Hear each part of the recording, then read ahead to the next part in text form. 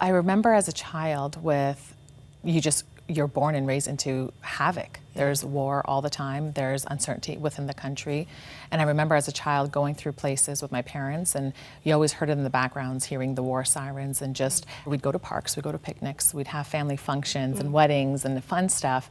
But the trauma of being terrified, or like sitting in my grandmother's house watching TV, and all of a sudden the house starts to shake and all the cousins and the kids are running into the doorways or under the stairs to hide, that overshadowed the joy. You know, it overshadowed life in itself.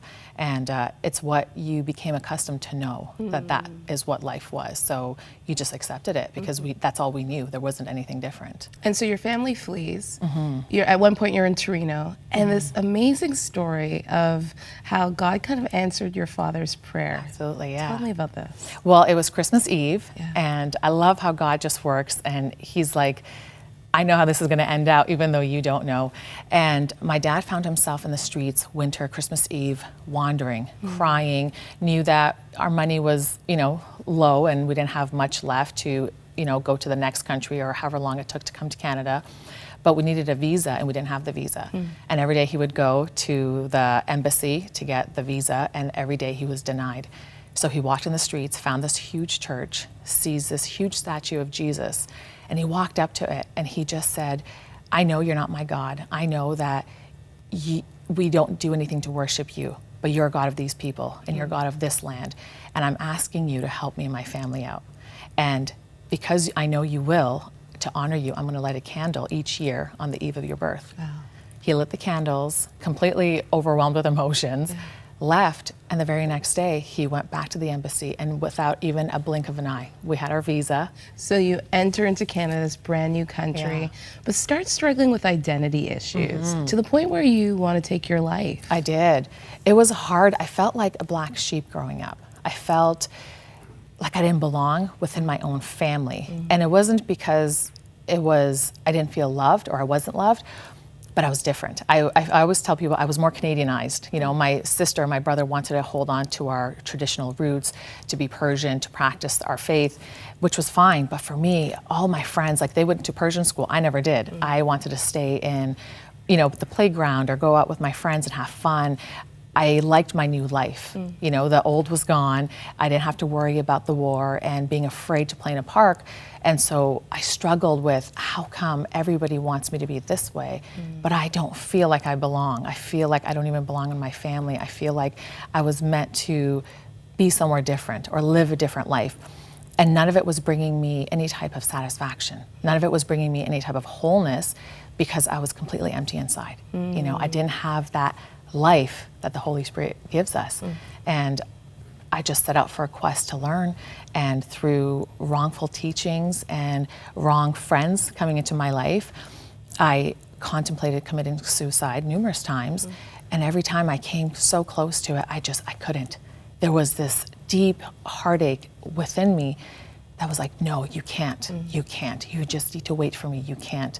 And I'm so thankful that I never did. I'm so thankful I never went as far as I did, and I just stayed true to waiting for the Lord until he showed himself to me. One day you meet a young man by the name of Scott, and he starts to talk to you about Jesus. He did, yeah. We were 15 in high school. And I remember the first time I saw him, there was so much light exuding from him.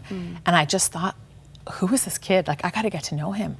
And it wasn't anything like having a crush, but there was this, I was drawn to this light that I'd never seen on anyone before. And so, lucky enough for us, every class that we had that first year, we were in the exact same class together, except our homeroom. And we had a friendship. We based it on a really good, solid friendship, getting to know each other, talking. And he started telling me about Jesus. And I got really excited until my Muslim friends found out. And they just put the lid on it. They shut it down. And they reassured me how awful it was for any Muslim to convert, that there's no hope for you, that you're not allowed. It's a huge sin against God. And so I talked to Scott. I said, listen, I love our friendship, but you need to respect me. I'm a Muslim, you're a Christian, and we just need to keep it at that. And so he stopped.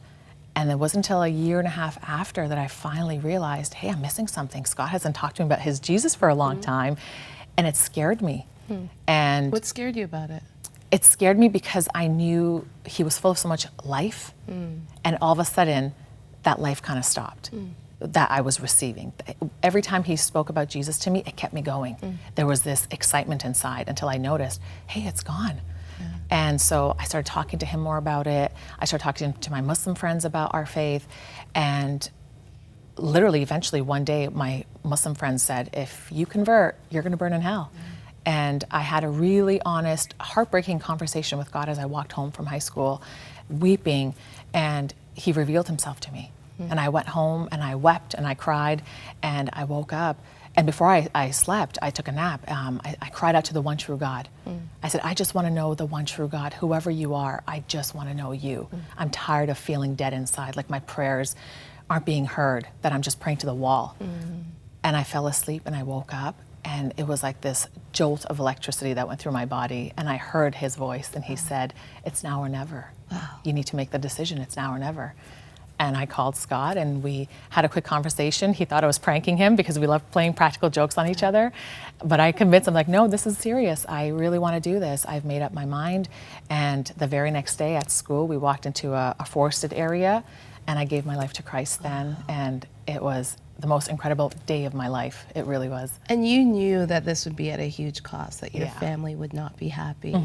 Tell us about dinner time and what would happen once your family knew that you were a Christian. Yeah, well, it became really difficult. And back then, I didn't realize how much it would hurt my parents.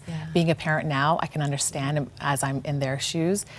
But they would have dinner together, my parents with my siblings, and I wasn't allowed to sit with them. So I would wait till they were finished having dinner.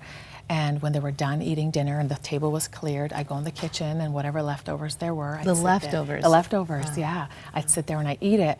And it wasn't because they were mean. I understand that part. They were just so broken. They were so hurt. They thought I had completely gone behind their back, which I had. My dad had said, I wish you would talk to me about this. I would have helped you. I would have taken you to classes and taught you about the Quran and what Islam really is about. But my mind was already made up and I'd fallen in love with this new Jesus and I couldn't turn my back on him anymore. But it was really difficult. But at the same time, now being a parent, I could see their pain and I could see it wasn't intentional. They just didn't know how to deal now with a child who's completely turned their back on a faith that they followed for hundreds of years through past generations. You're now married to said Scott. Yes, that's yeah, we are. We've been married for almost 14 years now. Yeah. And what was it about that Jesus? What is it about that Jesus that you decided that, yeah, I'd have to give up a family, I'd have to give up all of those things in order to follow him? You know, he made me feel whole. He made me feel like I finally belonged. I belong to this family now. My whole life I was the black sheep trying to find my place, and he showed me my place. He showed me that I have a place with him, right in his heart, right on his lap, to sit with him, to laugh with him, to cry with him, that he really is my best friend. You know, even in my darkest moments, I could sit and cry, and it's as if you and I are sitting here talking to each other. He's that tangible to me. And I can't turn that back for anything. I can't give it up.